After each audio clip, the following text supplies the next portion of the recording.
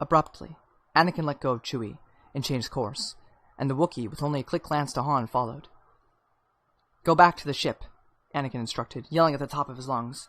Even so, his voice was barely audible in the howling wind. Chewie growled and shook his hairy head.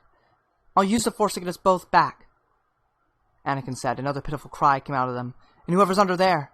They went to work wildly on the bulkhead, tossing aside debris with muscle, physical and mental, and then Chewie reached in and pulled out a small boy, barely a toddler. Together, the three turned for the Falcon, struggling on as the storm increased, as the ground heaved and broke apart, as the thunderous wind roared on, the Falcon's powerful engine straining to hold the ship's position. They were near, so close that Han could almost grab Anakin's extended hand when a barrage of debris swept past. Chewie held his ground and turned his powerful body to protect the toddler, but a piece of stone clipped Anakin's head, costing him his concentration and launching him far in a rolling, bouncing tumble. Han's eyes widened with horror. Chewie thrust the toddler into Han's arms before he could begin to move, and then the Wookiee turned about and half ran, half rode the wind to catch up to the fallen Anakin. Han handed off the toddler and rushed back for the cockpit, knowing the two could never get back to the Falcon against this mounting storm. He brought the Falcon in fast but steady, moving to the spot even as Chewie lifted Anakin in his arms. Han locked her in place and rushed back to the landing ramp, pushing aside those who had moved into position to help. But the Falcon couldn't hold position now, and she drifted up to the side. Or maybe it was the ground dipping down into the side, her engines roaring in protest. "Chewie!" he cried, hanging right off the ramp now. Several others crowded about Han, holding him in place for the legs. He reached desperately for the Wookiee, but the Falcon was up too high. Chewbacca gave his friend a resigned, contented look, then threw Anakin up into Han's waiting arms. The ground rolled and bucked, and suddenly Chewie was far, far away.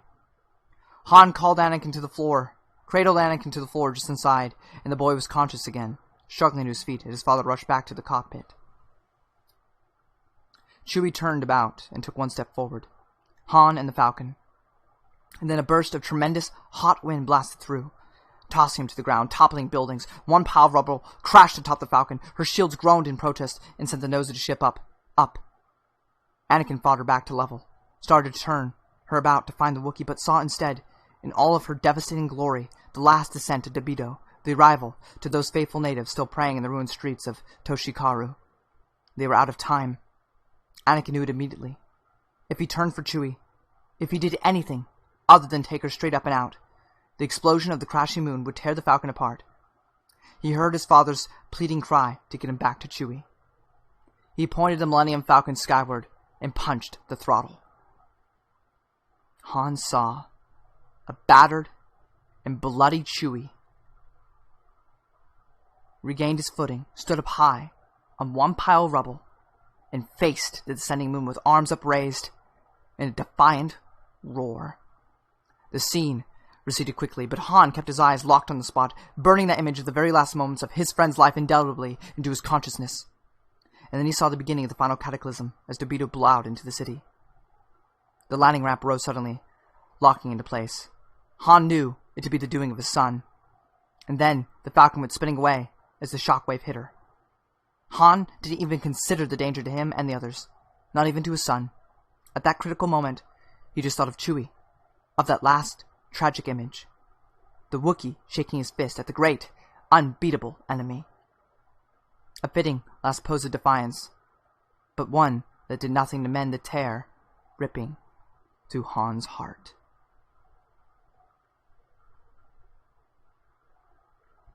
"We got 111 ships in the convoy," Anakin said, coming up behind his father nervously, not really knowing what to say or do, whether to hug Han or run away from him. Han turned to face his young son, his face blank as if he had not heard. 111, Anakin started to reiterate. "You left him," Han said quietly, calmly. The accusation hit Anakin as hard as any punch ever could. Anakin stuttered over several replies. He wanted to shout at his father for even saying such a thing. He had saved the Millennium Falcon, and scores of people crammed aboard her. We had to get out of there," he finally managed to reply. The moon was coming down." "You left him," Han said again, more sharply. Anakin swallowed hard in the face of the glare. He had been given no choice in Serpentile, he reminded himself, and surely his father had to know that logically. They were too far from Chewie, with the moon too close and falling fast. They could not possibly have reached Chewie and gotten him aboard.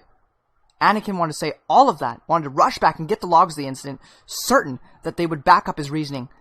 But he couldn't. He couldn't give any answer at all, other than to stare helplessly against the reality of the most despairing, empty expression he'd ever seen on the face of his father. Always, his father had been his hero, the great Han Solo. Always his father had been his strength and his answer, and now? Now the great Han Solo seemed a pitiful, broken thing. An empty shell. "You left him," Han said again, and though his tone had gone back to quiet and calm, this third time he uttered the accusation with the element of surprise gone. It cut Anakin even more deeply. "You turned and ran away while Chewie stood his ground and died."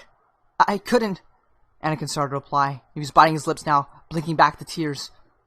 "Chewie, who had just done everything to save you!" Han said with a growl, poking his finger in Anakin's chest. "You left him!" Anakin turned and ran off. Han looked all around as if conscious only then of the fact that a dozen set of eyes had been on him and his son the whole time. Offering nothing more than a scowl and explanation, he stormed back to the Falcon's Bridge and took a seat. How alone he felt when he turned and saw the empty seat beside him.